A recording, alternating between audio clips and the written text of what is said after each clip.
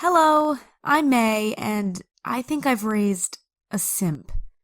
But I can't tell you his real name in case anyone recognizes him, so for this story, I'll just call him Hans. Anyway, I've always known Hans was special.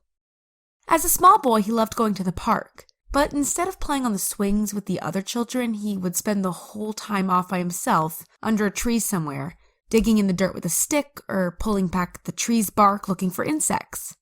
Hans developed a full-blown obsession with bugs. Spiders were his absolute favorite. He would constantly remind us that most female spiders eat the males when they're done with them. Boys are useless, he'd say. Girls are the real queens. I didn't think much of it at the time, but looking back now, that's the logic he applied to people as well.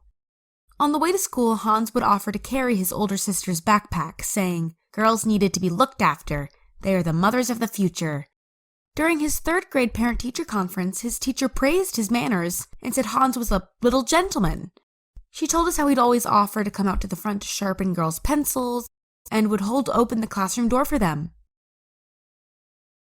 But for some reason, Hans still seemed to struggle to make friends. He only ever hung out with one boy at school, who he had a few things in common with. It got worse once he became a teenager. He started spending all of his free time alone in his room or on the computer gaming. After our daughter moved out, my husband began to worry that Hans might be turning gay from spending all that time online playing with other boys. As far as I knew, he'd never even been on a single date.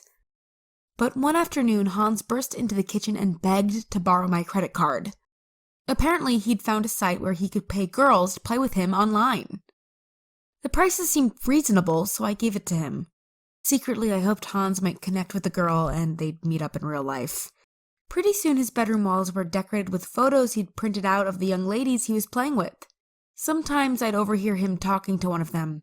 "You're so pretty. If you need anything, just let me know." He seemed so much happier. Until one day he seemed really down. He confided in me that whenever he played with a girl gamer, the other guys online would make rude and sexist remarks towards her. Of course, he'd always jump in to defend the damsel in distress, but the other guys had turned on him for it and started teasing him. I just told him to ignore it and to keep doing what he thought was right. Unfortunately, I can't say the same for my husband. He hit the roof when he found out that Hans had been using my credit card to pay girls to play with him. "I don't want any son of mine behaving like a simp," he yelled. I think hearing that triggered something in Hans, because after that he started uploading videos to his YouTube, teasing other guys for simping. He'd call his father and I into the room to watch them as though he was trying to win his father's approval. "That's more like it," my husband said. "Teach those viewers to be men, not mice." Anyway, the videos were popular and his channel grew quickly. Hans actually started making money from them. But as fast as the money came in, he spent it. I'll never forget the first time Hans made a sizable donation to some girl online. He stood in his bedroom doorway, yelling down the hall, Mom, I can't believe it. She noticed me. She said my name on stream." A few weeks after that, he asked his father and I if he could invite a girl around for dinner. My heart did a little jump for joy when Hans told me that he'd actually fallen for one of the girls he'd been paying to play with. "That's great, honey," I said. "Do you want to ask her over this Saturday evening?" "Not yet. Soon. She has a boyfriend at the moment. But don't worry. I just messaged her and told her I love her. When she realizes how much love I can give, she'll break up with him to be with me. Until then, I'll do whatever I can to help her, Mom." Hans went on to explain how he'd been paying for her OnlyFans and then making videos about it for his YouTube channel to help her get more exposure. "People love it when I talk about her private content and make fun of simps. They actually think I'm doing them a favor. So my videos do well," he said. "It's a win-win for everyone." "Oh, so you're like the knight in shining armor," I replied. "Exactly."